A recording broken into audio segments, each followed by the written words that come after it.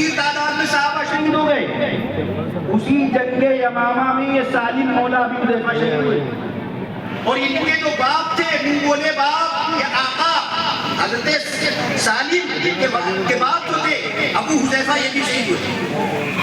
اس لیے میرے عزیزوں میرے بھائیوں قربانی دینے کا مزاج اور خاص طور سے حضرت نبی پاک صلی اللہ تعالیٰ علیہ وسلم کی ردائے نبوت کی حفاظت کے لیے ختم نبوت کی حفاظت کے لیے جگہ جگہ جو مدعیان نبوت سیلاب کی شکل میں ابھر رہے اس فتنے کی سرکوبی کے لیے اپنے اپنے مقام پر اپنی اپنی استطاعت کے اعتبار سے قربانی دینے کا جذبہ پیدا کریں. آپ کو معلوم ہے بس اشاروں میں بات ہو رہی ہے. طلحہ اسدی نبوت کا دعویٰ کر دیا. حضرت خالد بن ولید رضی اللہ تعالیٰ عنہ کی سرکوبی میں حضرت خالد رضی اللہ تعالیٰ عنہ سربراہی میں اس فتنے کے سبب کے لیے لشکر جاتا ہے. آگے کے احوال کے لیے 2 صحابہ کو بھیجا جاتا ہے. اس میں ایک صحابی ہے حضرت عکاشہ بن محصن.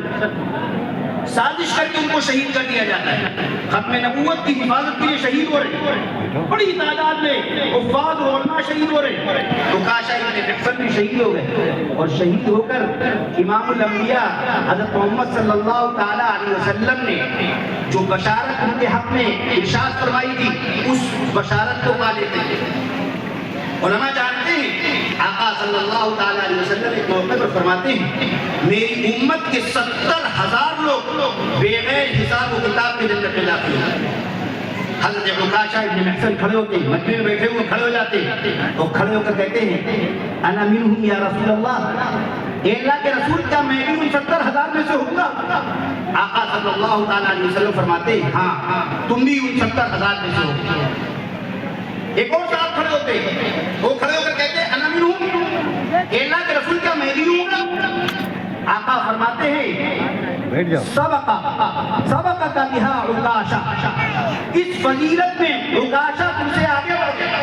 کیا مطلب یہ کہ اب تم کھڑے ہوئے تمہارے بعد دوسرا تیسرا چوتھا یہ تو سلسلہ چل رہے گا. سب سے پہلے عکاشہ کھڑے ہو گئے. عکاشہ کے لیے میں نے بتا دیا وہ بغیر حساب کتاب کے جنت میں داخل ہے. عربوں میں امام الانبیاء حضرت محمد صلی اللہ تعالیٰ علیہ وسلم کا یہ جملہ آقا صلی اللہ تعالیٰ علیہ وسلم کا یہ ارشاد ضرب المثل بن گیا. کوئی کسی چیز میں آگے بڑھتا تو کہا جاتا سبقہ بہا عکاشہ. یہ عکاشہ ختم نبوت کی حفاظت کے لیے شہید ہے. اس لیے میرے عزیزوں میرے بھائیوں ہمیں اور آپ کو بھی قربانی دینے کا مزاج بنانا. آخری بات 2-4 منٹ اور آپ تک ختم. تیسری اور آخری بات وہ یہ کہ ہم نے فضیلت سنی قربانی دینے کا جذبہ پیدا کرنے کی بات سنی.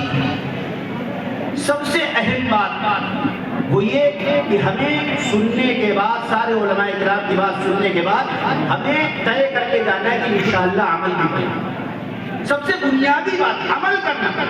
بہت اچھے حافظ ہو گئے بہت اچھے عالم ہو گئے سب کچھ ہو گیا جذبہ بہت ہو گیا عمل کا شوق نہیں تو کچھ. امیر المومنین عمر بن الخطاب رضی اللہ تعالیٰ عنہ کتنا بڑا مقام میں نے بتایا. پوچھیے علماء کرام سے ان کے بارے میں آتا ہے کان وقافا عند کتاب اللہ.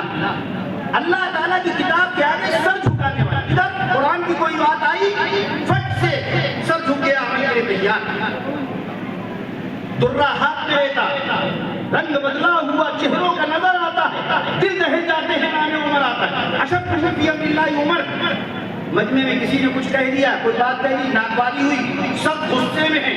درہ اٹھنا چاہتا ہے. کسی نے مجلس میں کہہ دیا خذ العفو وامر بالعرف واعرض عن الجاہلین. معافی کا معاملہ اختیار کیجیے قرآن کہتا ہے. بھلائی کا حکم کیجیے جاہلوں سے اعراض کیجیے. فوراً روایات میں آتا ہے چہرہ ایسے ہو گیا جیسے کبھی غصہ آتا ہی نہیں. یہ قرآن پر عمل. ادھر سنیے قرآن اللہ کے رسول کا فرمان دین کی بات سراپا عمل بن جائے گی. ایک چھوٹی سی مثال اور بات ختم. قرآن مجید کی آیت نازل ہوگی یا ایھا الذین آمنوا لا ترفعوا اصواتکم فوق صوت النبی. اے ایمان والو نبی کی آواز پر اپنی آواز کو بلند نہ کرو. ولا ترفعوا قول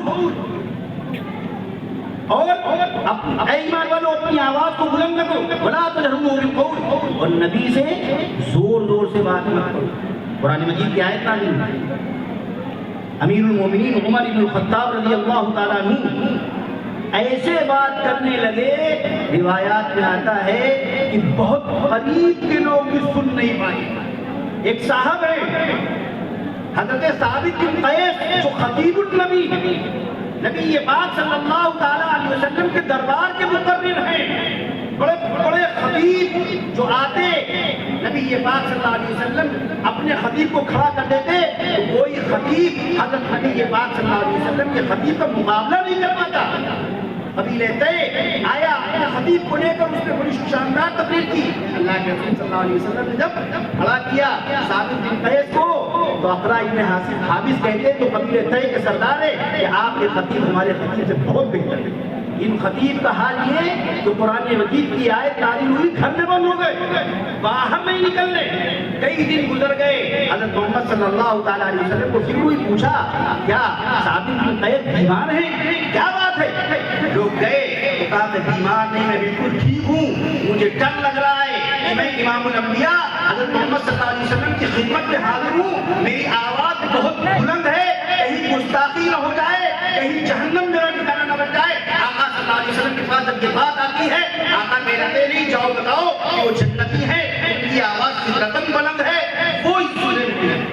میرے عزیزوں، میرے بھائیوں، ہم کو اور آپ کو چاہیے کہ ہم اور آپ قرآن مجید اور جناب محمد رسول اللہ صلی اللہ علیہ وسلم کی تعلیمات پر عمل کرنے کا بھی مزاج بنائیں۔ اللہ تبارک و تعالیٰ کہیں سننے کا عمل کی توفیق عطا فرمائے۔ وآخر دعوانا الحمدللہ رب العالمین۔